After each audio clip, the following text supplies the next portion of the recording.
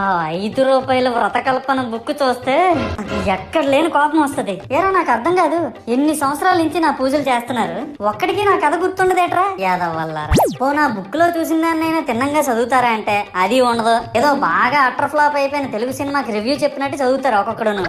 ఇంకా తర్వాత 9 రాత్రుల పాటు నాకు ఎన్ని సినిమాలు చూపించాలో అన్ని సినిమాలు చూపిస్తారా.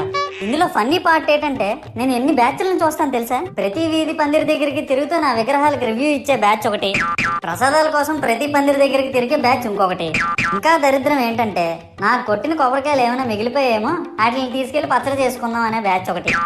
ఇవన్నీ చూస్తూ 9 రాత్రులు గడిపాక సరేలే సాయంత్రం అనిపిస్తారులే అని కాలు మీద కాలు వేసుకొని కూర్చుంటే అప్పుడు మొదలవుతాదిరా నా నిమజ్జనం వ్యాన్ ముందు 90 వేసి నాగిని డాన్స్ చేస్తారు. అంటే నాకు అర్థం కాదు, 9 రోజులు వాళ్ళతో కలిసి ఉన్నానని నన్ను కూడా వాళ్ళ ఫ్రెండ్ లా ట్రీట్ చేస్తారా ఏంటి? అబ్బా అబ్బా అబ్బా అబ్బా, మునిగినంత వరకు మనశ్శాంతి ఉండదురా బాబు.